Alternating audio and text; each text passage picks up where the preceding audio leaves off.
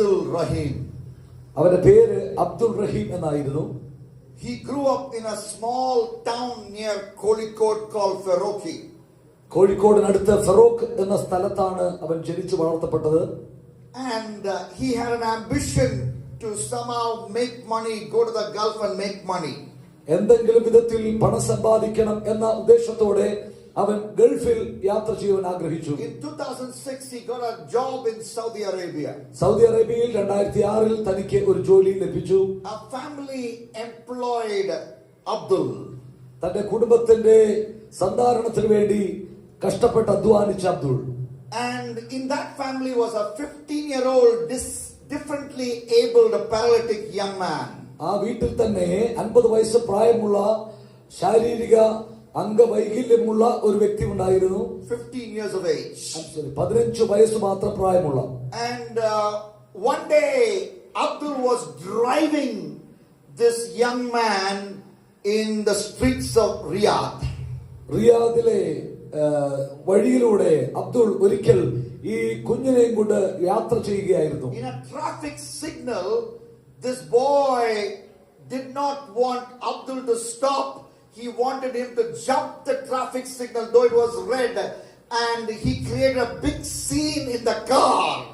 അവിടെ ട്രാഫിക് സിഗ്നലിൽ വണ്ടി നിർത്തേണ്ട സ്ഥലത്ത് ആ വാഹനം നിർത്താൻ അനുവദിക്കാതെ വണ്ണം ആ പയ്യൻ അബ്ദുളിനെ വല്ലാതെ നിർബന്ധിച്ചു.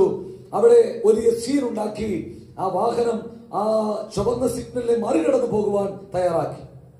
But Abdul did not want to jump the red signal, and this boy is spitting on him. This boy is trying to beat him. So Abdul tried to manage the situation.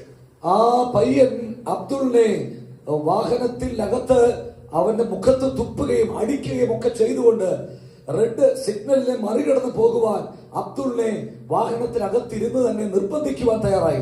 അവന് വല്ല വിധേനയും ആ കാര്യം കൈകാര്യം ചെയ്യാൻ കഷ്ടപ്പെടേണ്ടി വന്നു. So what happened is Abdul unintentionally touched a medical device that was on this young man's shoulder, and this medical device helped him to breathe and eat. So because of the commotion, he accidentally touched that device as well. ആ 15 വയസ്സ് പ്രായമുള്ള അംഗവൈകല്യമുള്ള ആ കുഞ്ഞിന്റെ മേൽ ഘടിപ്പിച്ചിരുന്ന ജീവനത്തിന്റെ ഉപാധിയായ oxygen ശ്വസിക്കുവാൻ പ്രയോജനപ്പെടുന്ന ആ ഉപകരണത്തെ ഈ തിരക്കിനിടയിൽ അബ്ദുൾ അറിയാതെ കരം തട്ടി അത് ഡിസ്കണക്ട് ആയി പോയി. അതിന്റെ ബന്ധം വിച്ഛേദിക്കപ്പെട്ടു പോയി. It fell off his shoulder, fell to the floor of the car. Instantly that young man became unconscious and he died. അപ്പോൾ തന്നെ ഈ ഉപകരണം തന്റെ ശരീരത്തു നിന്നും ബന്ധം വിട്ടതോടുകൂടി ഈ പയ്യൻ ആ കാറിന്റെ അകത്ത് തന്നെ വീഴുകയും അബോധാവസ്ഥയിലായി പോവുകയും ചെയ്തു. The parents of this boy were very upset. They filed a case against Abdul. He was put in prison. He was charged for murder. അവൻ ആ കാറിനകത്ത് ബോധരഹിതമാകുക മാത്രമല്ല ആ കുഞ്ഞ് മരിച്ചു പോയിരുന്നു. അതുകൊണ്ട് തന്നെ അവന്റെ മാതാപിതാക്കൾ അവനെതിരെ കൊലപാതക കുറ്റത്തിന് കേസ് ചാർജ് ചെയ്തു. So he was in jail, about to be executed in Saudi Arabia. Execution in Saudi Arabia means beheading with a sword with the public watching. പൊതുസ്ഥലത്ത് വെച്ച് അവനെ തല ഛേദിച്ചു കൊല്ലുവാൻ സൗദി അറേബ്യയിലെ വധശിക്ഷയ്ക്ക് അവൻ വിധിക്കപ്പെട്ടു. And he's been in jail for many years, for 18 years. ഏകദേശം 18 വർഷത്തോളമായി ഈ അബ്ദുൾ റഹീം അവിടെ ജയിലിൽ കഴിയേണ്ടി വന്നു. Case and counter case, 18 years just flew. കേസും അതിന്റെ എതിർവാദവും ഒക്കെയായി കഴിഞ്ഞ അല്ലെങ്കിൽ 18 വർഷങ്ങളോളം ആ case നീണ്ടുപോയി. On October 16, 2023, it was decided 6 months, that is on April 16, 2024, he will be beheaded or he will be executed publicly. April മാസം 16-ാം തീയതി 2024 അവനെ പരസ്യമായി കൊന്നുകളയുവാൻ കോടതി ഉത്തരവായി 2023. But there was a way of escape. എന്നാൽ അവിടെയും അവന് രക്ഷപ്പെടുവാൻ ഒരു വഴി ഉണ്ടായിരുന്നു. If he was able to pay 15 million Saudi riyal as blood money, as fine, then the family will forgive him. അവിടെ കോടതി മുന്നോട്ട് വെച്ചത് 15 മില്യൺ സൗദി റിയാൽ നൽകിയാൽ അവന് രക്ഷപ്പെടുവാനുള്ള ഒരു മോചന ദ്രവ്യമായി ഇത് ഏറ്റെടുത്ത് അവന് ജീവൻ തിരിച്ചു കിട്ടുവാൻ ഒരു സാധ്യത അവിടെ ഉണ്ടായിരുന്നു. That is almost 34 crores of Indian rupees. Indian പണം അനുസരിച്ച് 34 കോടി രൂപയോളം അത് വരുമായിരുന്നു. But Abdul Rahim's poor middle class friends got together. They created an app called Save Abdul Rahim app, and common people crowd-funded this.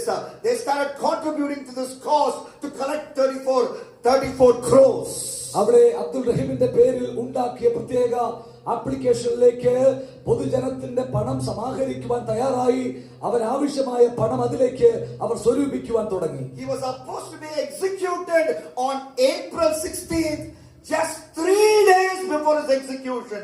In this month, the money was collected and they submitted it to the authorities in Saudi Arabia, and Abdul Rahim was saved. അവൻ വധശിക്ഷയ്ക്ക് വിധിക്കപ്പെടുമായിരുന്ന April മാസം 16 എന്ന തീയതിക്ക് കേവലം 3 ദിവസം മുമ്പ് അവർ ആഗ്രഹിച്ചിരുന്നതുപോലെ തന്റെ മോചന ദ്രവ്യമായി ആ 34 കോടി രൂപ സ്വരൂപിക്കുവാനും അത് കോടതിയിൽ സമർപ്പിച്ച് അവന്റെ പ്രാണനെ രക്ഷപ്പെടുത്തുവാനും സന്നദ്ധി വന്നു. What would have happened if this money had come on April 17, 2024?